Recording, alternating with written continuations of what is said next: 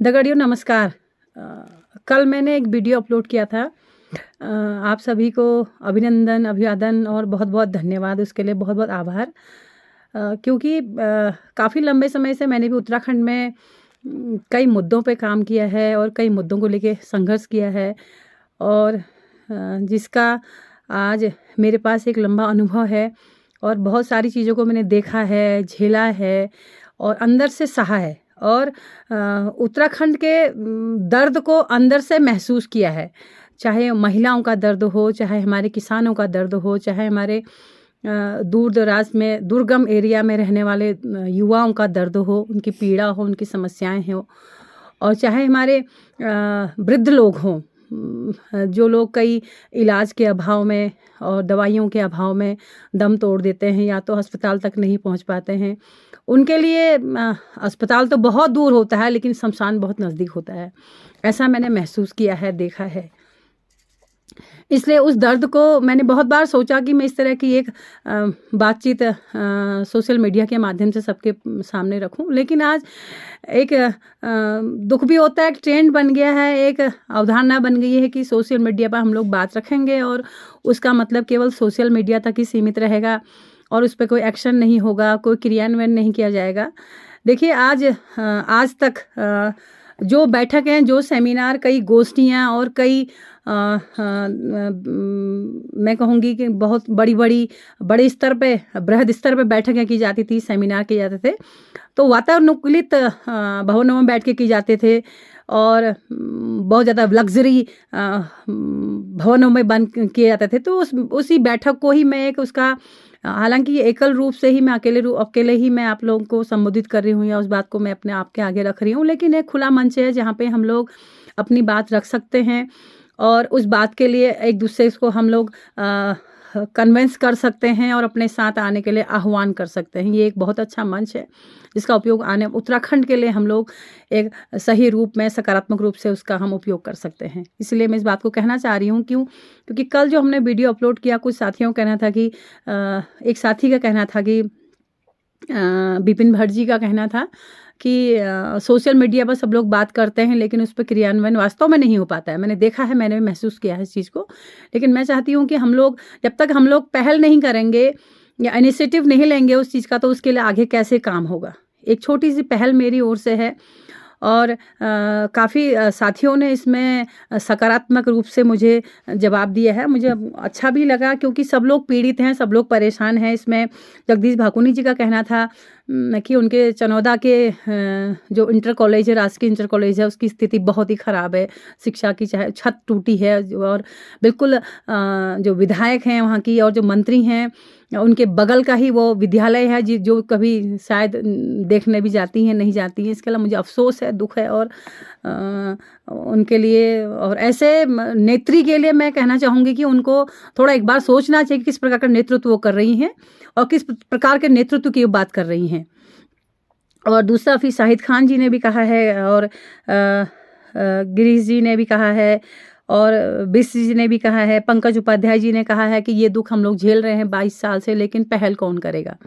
पहल हम लोगों में से किसी को करनी चाहिए और उस मुहिम में हम लोगों को शामिल होना चाहिए। शामिल होकर इसके लिए एक बुनियादी तौर पे एक अभियान शुरू करना चाहिए हम लोगों को, जिसकी आवश्यकता भी है। और आखिर कब हम लोग करेंगे, क्योंकि आने वाली पीढ़ी को हम लोग क्या देके जाने वाले हैं। एक उजड़ा हुआ खंडहर उत्तराखंड जिसके आधे जल जंगल जमीन सब कुछ बिक चुका है। आज उनके लिए हम लोग क्या छोड़ के जाने वाले हैं अपनी पीढ़ी के लिए। जो हम लोगों की जीवन यापन करना बहुत ही मुश्किल हो रहा है, बहुत कठिन हो रहा है, तो हमारे बच्चों के लिए क्या होने वाला है, इसके लिए बहुत ज़्यादा सोचनीय और बहुत ही दयनीय स्थिति होने वाली है हमारे बच्चों के लिए। ये हम लोगों को सबको सोचना चाहिए। और मैंने विगत दिनों कमस्यार घाटी में और आपके धर्मगढ़ वाली बेल्ट, नाकुरी बेल्ट में, रीमा वाली बेल्ट में और आपके जूनी खलजूनी, जो लास्ट गांव था वहाँ का बागेश्वर जनपद का कपकोट विधानसभा का, तो वहाँ मैंने काम किया। तो वहाँ से भी लोगों के फ़ोन आ रहे हैं। तो उन लोगों से मैं महरोड़ी से त्रिलोक सिंह जी का जवाब आया था कि आप इस तरह का मुहिम शुरू करिए और हम लोग इस पे सब लोग साथ देना चाहते हैं। लेकिन दर्द सबके अंदर है। और सब लोग दुखी हैं इस राजतंत्र रूपी प्रजातंत्र से। मैं राजतंत्र रूपी इसलिए कहूँगी क्योंकि प्रजातंत्र केवल चुनाव के दिन और चुनाव तक ही होता है, उसके बाद फिर कोई प्रजातंत्र मुझे यहाँ नज़र नहीं आता है। अगर छोटी सी अगर बात कहते हैं, किसी आखिरी गांव के आखिरी व्यक्ति ने अगर कोई छोटा सा कागज़ भी बनाना होता है, कोई पेपर तैयार करवाना होता है या किसी चीज़ की कोई कार्यवाही करवानी होती, 10 चक्कर उसे तहसील के लगाने पड़ते हैं, 10 चक्कर उसे ब्लॉक के लगाने पड़ते हैं, 10 चक्कर उसे जिला मुख्यालय के लगाने पड़ते हैं, फिर भी बहुत मुश्किल से उसका काम हो पाता है। तो ये कैसा प्रजातंत्र है, कैसा लोकतंत्र है? क्योंकि मैंने खुद उस चीज़ को सहा है, देखा है। लगभग पूरे 13 जिलों में मैंने काम करने का अनुभव मेरा रहा है, मेरा सौभाग्य रहा है दुर्गम से दुर्गम क्षेत्रों में काम करने का। तो वहाँ मैंने इसको महसूस किया है, इसलिए मैं जो भी कहती हूँ, जो भी बोलती हूँ, मन से ही बोलती हूँ और इसी को सह के बोलती हूँ। कहीं ना कहीं वो चीज़ें मुझ में रची हैं, बसी हैं, इस बात को मैं कह पाती हूँ। मैं गूगल में सर्च करके या कहीं देख के, सुन के या किसी की बातों को सुन के बातों को नहीं मैं आप लोग से कह रही हूँ, क्योंकि मैंने उन चीज़ों को सहा है, देखा है, समझा है और कहीं ना कहीं वो चीज़ें हम में इतनी रची बसी हैं, मुझ में इतनी रची बसी है कि मैं उस चीज़ को महसूस कर सकती हूँ। तो इसी क्रम में आज हम लोग उत्तराखंड की कृषि की बात करना चाहेंगे। जो लोग कहते हैं कि उत्तराखंड कृषि प्रधान राज्य है, जहाँ कृषि होती थी, बागवानी होती थी, कहूँगी मैं इसलिए क्योंकि आज सारे खेत बंजर हो चुके हैं। जहाँ खेती योग्य जो भी खेत थे, अभी मैं देख रही थी डेटा, कहीं देख रही थी कि 54% हमारे पहाड़ी क्षेत्रों में कृषि भूमि थी है, लेकिन उसमें कहाँ खेती हो पा रही है। मैं अगर अपने आसपास, कौसानी के आसपास या बागेश्वर जनपद में या अल्मोड़ा जनपद में देखती हूँ तो वहाँ पर सारे खेत आज खाली पड़े हुए हैं। या बड़े बड़े शेरे हुआ करते थे, उन शेरों में देखिए आज बड़े बड़े बहुमंजिला इमारत खड़ी हो चुकी हैं। लोग क्योंकि आज वेस्टर्न कल्चर की दौड़ में और हमारे नया करने की दौड़ में, नया होने की दौड़ में जो अंधी होड़ हमारी मची हुई, तो अपनी वास्तविकता को, अपनी स्थानीयता को, अपनी परंपरा को, अपनी संस्कृति को, अपने हम जड़ को, अपनी मूल को हम ख़त्म कर रहे हैं। उससे हम कहीं ना कहीं दूर होते जा रहे हैं। आज मैंने कई बार देखा है कि अगर हम कहें दिल्ली बम्बई रोनू या कहें शहरों में रोनू, पंजाब हरियाणा रोनू, तो वहाँ हम पंजाब बुलाण भजानू, बंगाल बुलाण भजानू और वहाँ जो लोकल भाषा चो को बुलाण भजानू। लेकिन हमन कहें पहाड़ छू कोण में कहीं ना कहीं शर्म लागे। मिल बहुत महिलाओं को देखो, बहुत नंतिना का देख रहा हो अरे हमको तो पहाड़ी आती नहीं है, हम तो ना बचपन से वहीं रहते थे, हमें नहीं आता है, ऐसा कहते। मुझे शर्म महसूस होती है कि हम लोगों को आज पहाड़ी होने पे और पहाड़ी कहने पे हमें संकोच होता है। मैं कहती भी हूँ बहुत लोगों से कि हमारे रिश्ते नाते, जो हमारी भैजी, भूला, ददा और जिडबौजू, डेजिडा, सास सौर जो रिश्ते हो जी हमारा, वो सब आज ख़त्म हैगी। अंकल आंटी और इमें सीमित रहेगी। तो वो कृषि की बात मैं इसलिए कहना चाहूँगी, कृषि की बात को थोड़ा इसमें जोड़ना चाह रही थी मैं, क्योंकि हमारी उस चीज़ें, वो सारी अवधारणाएं हमारी उसमें जुड़ी हुई हैं। आज हम लोग चाहते तो हैं कि हमारी बहू खेती करे, हमारी बहू घर संभाले, लेकिन बेटी के लिए हम लड़का ढूंढते हैं ऐसा जो खेती न कराए और कृषि न कराए, जानवर न पलवाए। तो हम कैसे कहेंगे कि हमारी बहू काम करेगी? मैं उनसे कहना चाहूँगी, इस बात को इसलिए कहना चाहूँगी क्योंकि कहीं ना कहीं हमारी खेती और कृषि के ख़त्म होने का कारण ये भी है। इस बात को इसलिए मैं रखना चाहूँगी। मैंने बहुत अंदर से मैंने गाँव में देखा है, आजकल की जो हमारी नवविवाहिताएँ आती हैं, कहीं भी खेती करना पसंद नहीं करती हैं। उसका एक कारण ये भी है, जो हमारी नगदी फसल थी पहले से, नगदी फसल तो होती भी थी, तो आदान प्रदान से हम लोग आपस में अपना काम चलाते थे। लेकिन जब से बाजारीकरण हुआ है, तो उसमें जितनी भी नगदी फसल हमारी घर में होती है, हर कोई चाहता है कि उस नगदी फसल को हम बाजार में बेच के उसका उचित मूल्य लें, उस मूल्य को लेके अपना पालन पोषण करें, परिवार का भरण पोषण करें। यह हर किसी की इच्छा होती है और अच्छी बात है, होना भी चाहिए। लेकिन आज अगर हम देखते हैं पूरी सरप्लस खेती की बात करते हैं पहाड़ी क्षेत्रों की, तो उनमें आलू कुछ होता है जिसको मैं इधर बरोरा पट्टी की, कौसानी के पास की बात करूं, और इधर आपके गरुड़ वैली की, कत्यूर वैली की बात करूं, उधर आपके इधर कपकोट वाली वैली की बात करूं या हमारे गढ़वाल की बात करूं, गढ़वाल के हमारे चमोली की बात करूं, वहाँ दालें बहुत अच्छी होती हैं और चौलाई कई क्षेत्रों में अच्छा होता है, जहाँ मैंने उसको देखा भी है। और उसके लिए हमने कलेक्टिव वुमेन करके एक ग्रुप चलाया था। उसमें कलेक्टिव वुमेन करके हम लोग उसमें महिलाओं की जितनी फसल होती थी उसका ग्रुप बना के उसको हम मंडी में बेचने की बात मैंने वहाँ पर खुद इसकी पहल करी थी हम लोगों ने। तो उसमें मैं हल्द्वानी मंडी में सर्वे करने गई थी। तो मैंने हल्द्वानी मंडी में जब पेपर वहाँ देखे, मैंने पुराने कागजात पेपर देखे, तो उसमें पूछा जब मैंने कि उत्तराखंड के पहाड़ों से कितना हमारा सरप्लस जो हमारा नकदी फसल कितनी आती है। उन्होंने कहा मुश्किल से थोड़ा आलू आता है, वो भी इधर देवाल साइड का आलू आता है, हल्द्वानी मंडी की बात मैं आपसे कहूँ, और थोड़ा गढ़वाल क्षेत्र से चौलाई आता है, और आलू कुछ इधर बरोड़ा घाटी से भी आता है। लेकिन उसका क्योंकि इतना उत्पादन इस तरह का होता है जिसमें थोड़ा ग्रेडिंग उसमें होती है, तो ग्रेडिंग होने के कारण उसका सही दाम उसको नहीं मिल पाता है। उसके बाद फिर मैंने किसानों से बात करी।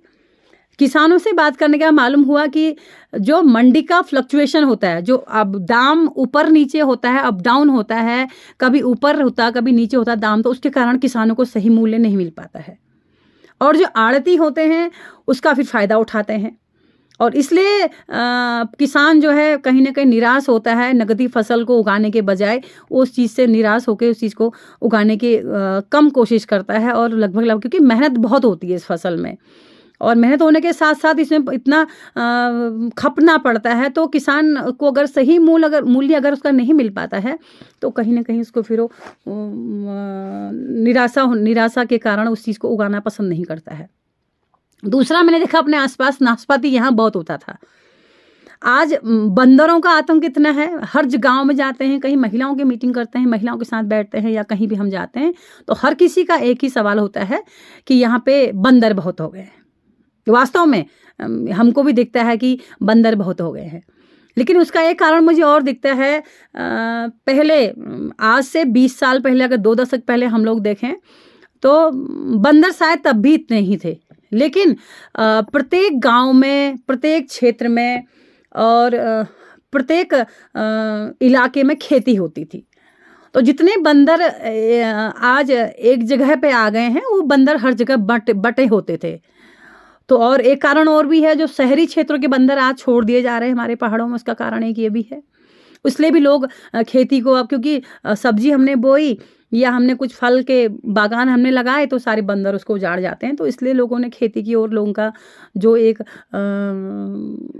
निराशावादी जो एक रवैया हो गया है लोगों का, और कहीं ना कहीं लोग हतोत्साहित हो गए हैं उस चीज़ के लिए, या थोड़ा उदासीनता उनमें देखने को मिलती है। इसका कारण ये भी है।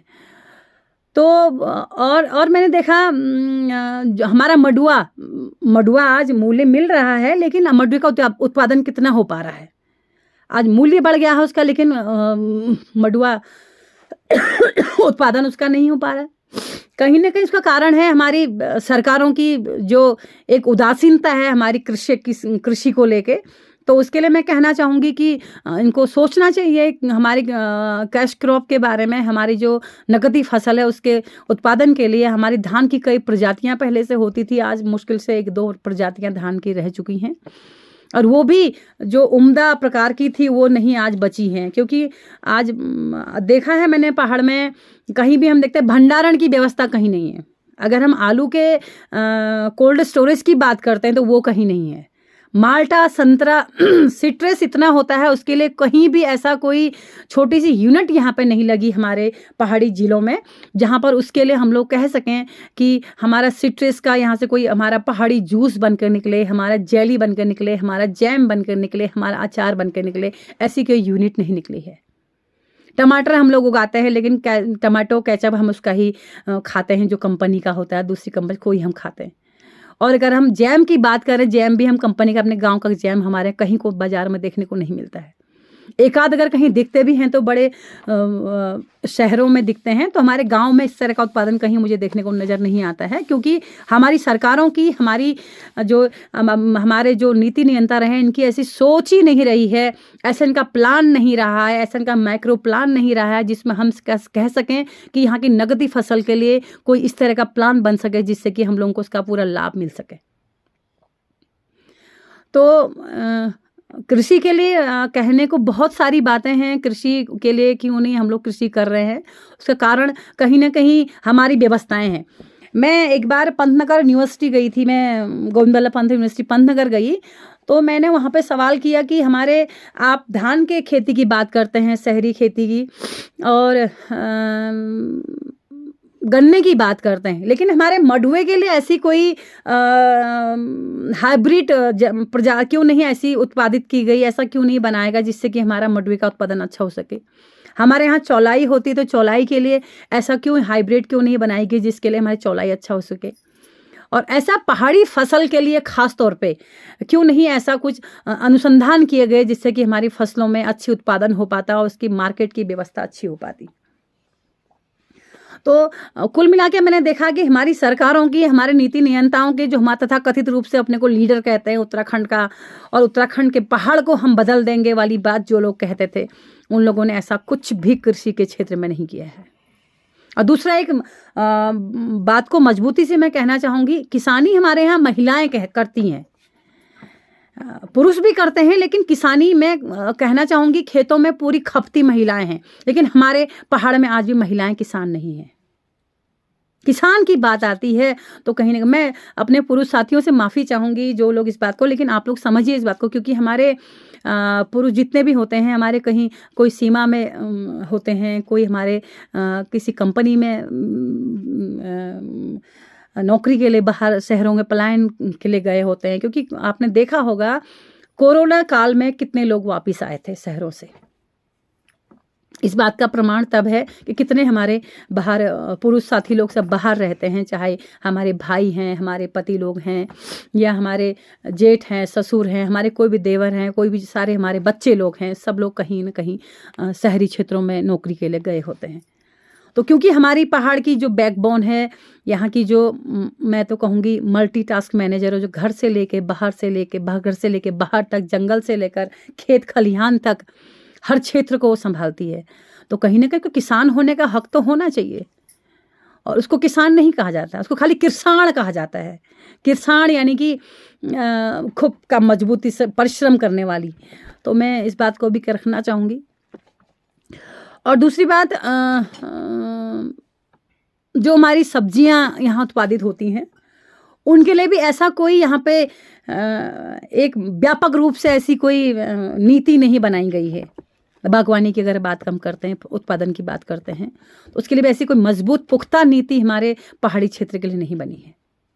क्योंकि उत्तराखंड हमारा मूल रूप से पहाड़ी राज्य था। पहाड़ी राज्य की बात हम लोगों ने की थी और पहाड़ी राज्य की वकालत हम लोग करते थे। उसके लिए कई लोग शहीद हुए और कई लोगों ने अपनी जवानी खोई, कई लोगों ने अपने बच्चे खोए, कई लोगों ने अपना परिवार खोया, कई लोगों ने अपना घर बार खोया। तो हमें मिला क्या उसके बदले में? आप लोग मेरी बात को ऐसे ना देखें कि मैं केवल इस बात को इसलिए रख रही हूँ कि मुझे ये बात कहनी चाहिए। मैं इसलिए कहना चाह रही हूँ क्योंकि मेरा दर्द है, इसको मैं सह रही हूँ, देख रही हूँ। क्योंकि आज हमारे खेत भी बिल्कुल बंजर पड़े हैं और कितने एकड़ जमीन, कितनी वर्ग किलोमीटर, कितनी जमीन हमारी अभी पहाड़ों में बंजर है। क्यों बंजर है? क्योंकि हमारी सरकारों की उदासीनता है और इस तरह का कोई प्लान ही नहीं है हमारी सरकारों के पास कि उत्तराखंड की कृषि के लिए, यहाँ के पशुपालन के लिए, यहाँ की कृषि के लिए कोई एक मजबूत सी पहल हो, पुख्ता एक पूरा क्रियान्वयन किया जाए, जिससे कि पुख्ता एक परियोजना बनाई जाए, या क्रियान्वयन बुनियादी तौर पर किया जाए। मैं इसलिए सभी किसान भाइयों से, मैं खुद एक किसान की बेटी हूँ, तो मैं भी कहना चाहूँगी कि हम लोग कोई अपनी किसानी को बचाने के लिए और अपने परिवार को बचाने के लिए, अपने खेती को बचाने के लिए, अपने पहाड़ को बचाने के लिए हमने एक मजबूत पहल इस दिशा में करनी चाहिए। और मेरा ये कहना रहेगा कि हम लोगों को अपने उत्तराखंड के लिए ख़ास तौर पे अपने आने वाले बच्चों को हम क्या देके जाने वाले हैं? बंजर खेत खलिहान।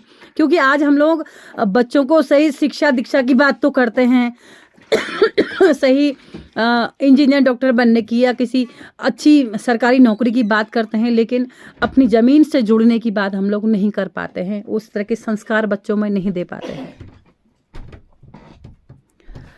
और केवल इसलिए संस्कार नहीं हो पाते हैं क्योंकि बच्चा पैदा होता है बाद में है। पहले हम कहते हैं कि हमारे बच्चे को पैसा कमाने की मशीन हम लोग बना देते हैं बच्चे को, कि वो लोग पैसा कमाए और उस पे बस अपने ऐशो आराम का सामान जुटाए और जीवन अपना यापन करे बस। हमारी भी एक समाज के प्रति, अपने परिवार के प्रति, आने वाली पीढ़ी के प्रति एक जिम्मेदारी है। उस जिम्मेदारी के तहत मैं आप सभी से कहना चाहूँगी कि इस मुहिम को हमने आगे बढ़ाना चाहिए और इस मंच के द्वारा हम लोगों ने मिलकर एकजुट होकर इसके लिए एक अभियान छेड़ना चाहिए। कल फिर आप लोगों से सिलसिलेवार हर मुद्दे पे बातचीत होगी और कोई विशेष मुद्दे की बात मैं नहीं कहूँगी क्योंकि हर मुद्दा एक मुद्दा दूसरे मुद्दे से जुड़ा है।